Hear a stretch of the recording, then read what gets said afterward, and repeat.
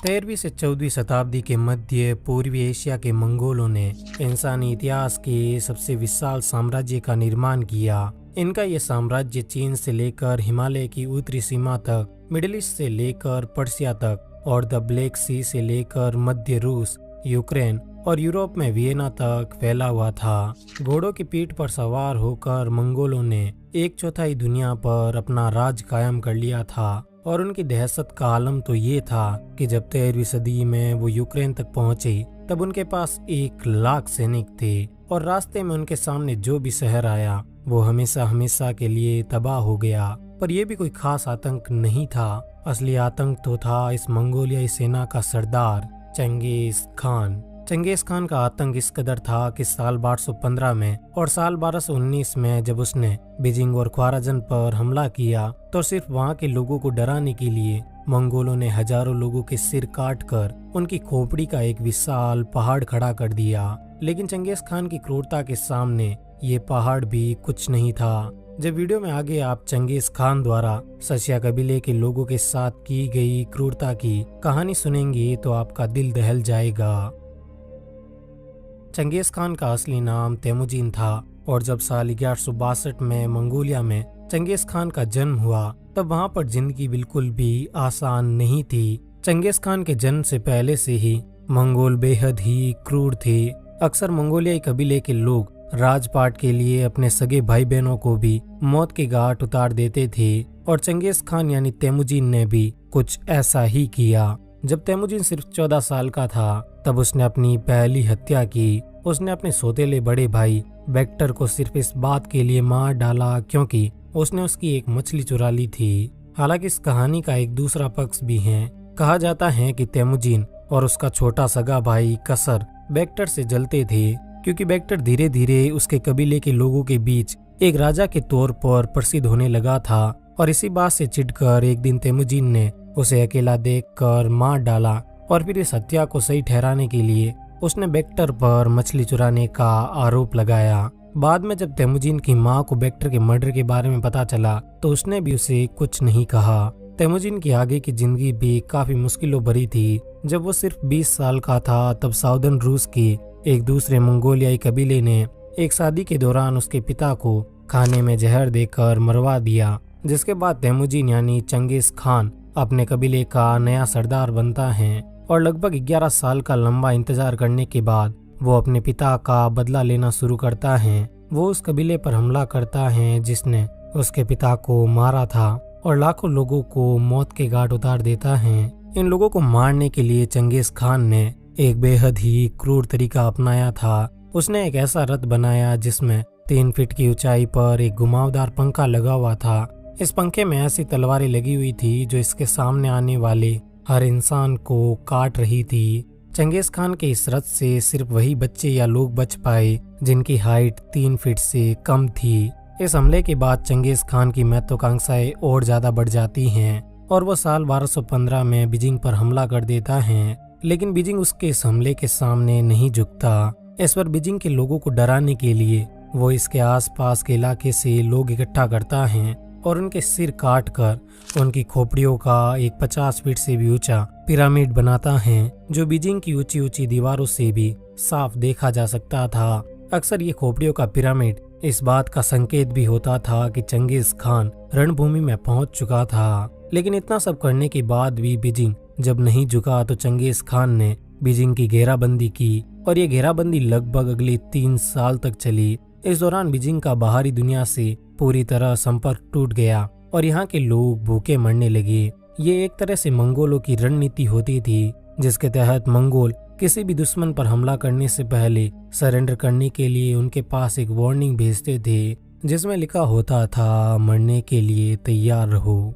Beijing पर जीत प्राप्त करने के बाद चंगेज खान आगे बढ़ता है और इतनी भयंकर तबाही मचाता है कि अकेले चंगेज खान और उसकी मंगोलियाई सेना ने दुनिया की लगभग 5 से 10% आबादी को खत्म कर दिया। चंगेज खान के समय को पृथ्वी पर जीने के लिए सबसे खराब समयों में से एक माना जाता है। 51 साल की उम्र तक आते आते तेमुजिन विश्व विजेता बन चुका था, जिस कारण मंगोलों ने उसे कागान की उपाधि दी और यहीं से उसका नाम चंगेज खान यानी विश्व विजेता रखा गया। चंगेज खान की मंगोल सेना के सैनिक दुनिया के सबसे कुशल योद्धाओं में से एक होते थे। वो सिर्फ घोड़ों की पीठ पर बैठे बैठे बड़े से बड़ा साम्राज्य खत्म कर देते थे और उनके पास मौजूद हथियार भी इतने धारदार होते थे कि सिर्फ एक ही वार में वे पत्थर तक काट देते थे। लेकिन इन सब के बाद भी चंगेज खान अपने दुश्मनों को हराने के लिए सिर्फ युद्ध का ही सहारा नहीं लेता था, बल्कि उसके पास कई और तरीके भी थे। जैसे उसके पास 20 कन्याओं की एक फौज थी जो दुश्मन पुरुष को अपने जाल में फंसाकर उन्हें मार देती थी। चंगेज खान की बेटियां भी उसके इस विजय अभियान में काफी महत्वपूर्ण थी। चंगेज अपने दुश्मनों को उसकी बेटियों के साथ शादी करने को मजबूर करता।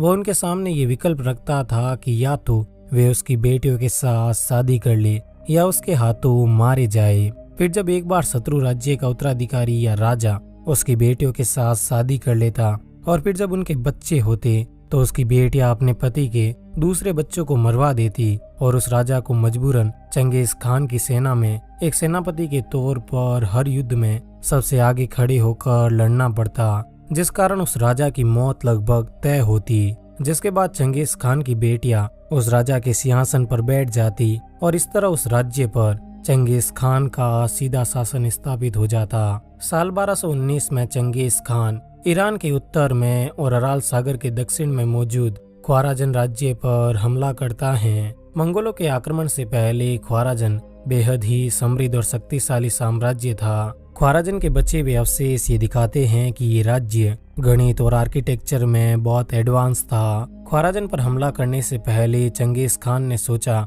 कि क्यों ना वो इतने शक्तिशाली राज्य पर सीधा हमला करने के बजाय इसके साथ संधि कर ले। इस संधि के लिए चंगेज खान अपने राजदूत ख्वाराजन भेजता है, लेकिन जब ये राजदूत ख्वाराजन के सम्राट के सामने चंगेज खान का संधि प्रस्ताव लेकर जाते हैं तो सम्राट को उन दूतों पर शक होता है और वो उन लोगों को मरवा देता है। ये खबर जब चंगेज खान तक पहुंचती है तो वो आग बबूला हो जाता है, लेकिन फिर भी उसने एक और प्रयास करने का सोचा और उसने एक और राजदूतों का समूह ख्वाराजन भेजा। लेकिन ख्वाराजन के सम्राट ने स्थिति को बद से बदतर करने के लिए इन राजदूतों के साथ भी वही किया जो उसने पहले किया था। अब जब इस बार चंगेज खान को ये खबर मिली तो उसका गुस्सा 7वें आसमान पर पहुंच गया। उसने अपने 2 लाख सैनिकों को ख्वाराजन विजय के लिए भेजा। ये सैनिक इतने क्रूर थे कि उन्होंने ख्वाराजन पर हमला करते ही वहां पर मौजूद हर एक भवन, हर एक खेत और हर एक आदमी को नेस्तनाबूद कर दिया।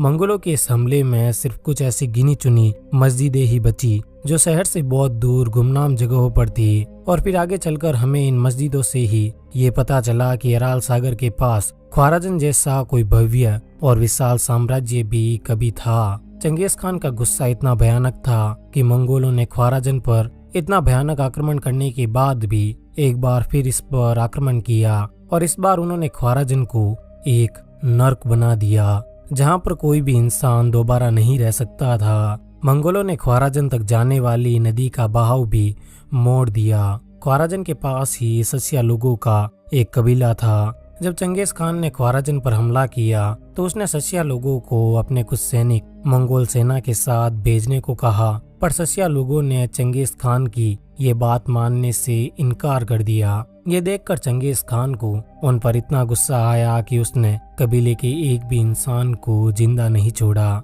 अगर सस्या के आसपास के कबीले के लोग इनकी कहानियां नहीं सुनाते और अगर कुछ इतिहासकारों को वहां पर दबे हुए शिलालेख नहीं मिलते तो शायद ही कोई जानता कि इस धरती पर सस्या नाम के लोग भी रहते थे। मंगोलों के हमले के बाद सस्या भाषा भी हमेशा हमेशा के लिए विलुप्त हो गई। लेकिन सस्या पर किए गए हमले के दौरान मंगोलों के साथ एक भयानक घटना भी घटित हुई। कहते हैं कि इस हमले के दौरान चंगेज खान अपने घोड़े से गिर गया और इस तरह ये आक्रमण उसके जीवन का आखिरी आक्रमण साबित हुआ। इतिहासकारों के मुताबिक चंगेज खान अगस्त 1227 में एक घोड़े से नीचे गिर गया था, जिस कारण उसकी वहीं पर मौत हो गई, जिसके बाद उसे पारंपरिक मंगोल तरीके से दफना दिया गया। हालांकि इतिहासकारों के इन दावों के उलट चंगेज खान की मौत आज भी एक रहस्य है। कोई नहीं जानता कि चंगेज की मौत कैसे हुई और उसे कहां पर दफनाया गया। चंगेज खान खुद भी यही चाहता था कि उसकी कब्र के बारे में कभी कोई न जाने। कहते हैं कि जब चंगेज खान को दफनाया गया था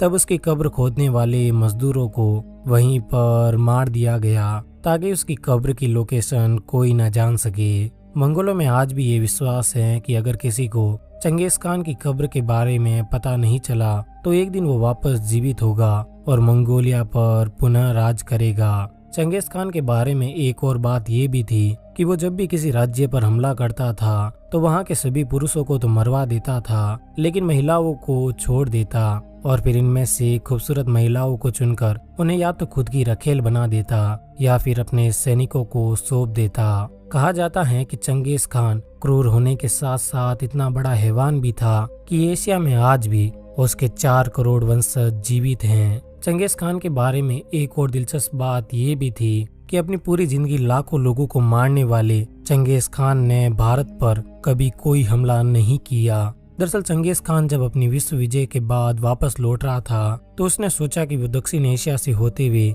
मंगोलिया लौटते वक्त बीच रास्ते में भारत को बर्बाद करके आगे बढ़ेगा, लेकिन इससे पहले कि वो भारत पहुंचता उसकी तबीयत खराब हो गई और उसे तुरंत मंगोलिया जाना पड़ा। इस तरह भारत दुनिया के सबसे क्रूर राजा के हमले से बच गया। लाखों लोगों को मौत के घाट उतारने वाले चंगेज खान को आज भी मंगोलियाई लोग अपना नेशनल हीरो मानते हैं। अब चंगेज खान सही था या गलत ये तो इतिहास की बात है, लेकिन आप अपनी राय भी कमेंट सेक्शन में बता सकते हैं।